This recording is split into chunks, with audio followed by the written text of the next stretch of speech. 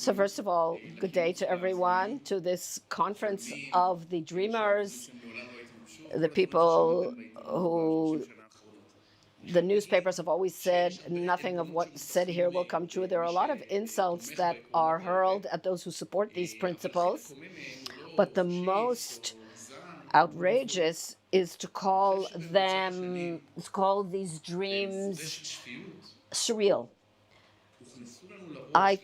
In the past years, under the heading of sanity, the most insane ideas that have ever been introduced have been put on a stage. The ideas that you can import a gang of murderers from Tunis and turn them into Nelson Mandela, but they didn't want to be Nelson Mandela. And even after they were in jail, they said maybe they will become Mandela.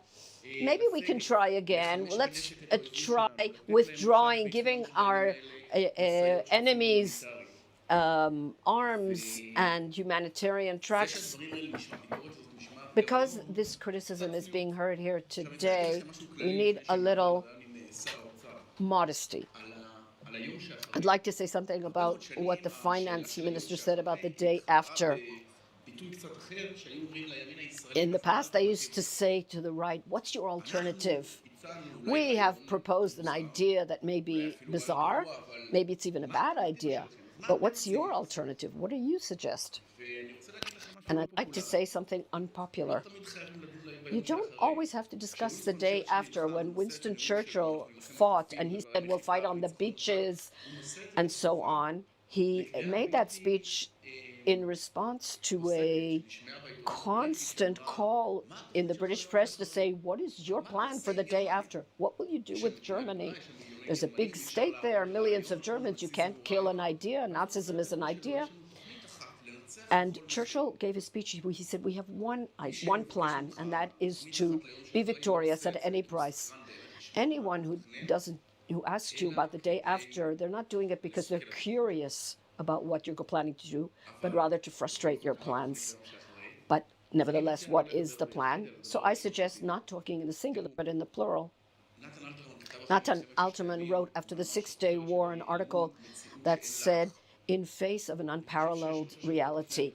I think 3 weeks before the war this year, no one imagined, or that wars rather, that the state of Israel would hold Sinai and Judea and Samaria and Gaza. And so nobody thought about it. But when the IDF forces went up to the Golan Heights or attacked on Ammunition Hill in Jerusalem and thought, did they stop for a moment and say, before I start fighting, I want to know what the plan is for the day after, for the seventh day?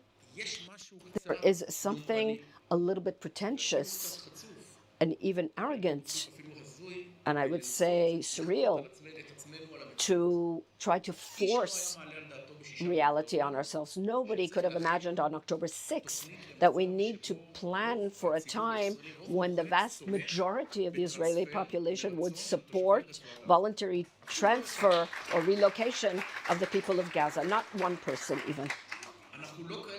I don't think that we are great enough to imagine what will happen in Judea and Samaria and in Lebanon. All kinds of ideas that appeared surreal until a short time ago, forgive me for the expression, now are at the midst of the consensus. Suddenly, leaders of Yesha are writing articles about voluntary transfer in American newspapers. Right now, in The Hague, in the Court of Justice, they're not talking about Nissim Vaturi. They're talking about Netanyahu and other leaders calling our enemy Amalek. We need plans. I think it was Benny Elon who said, you can write as many ideas as you want now.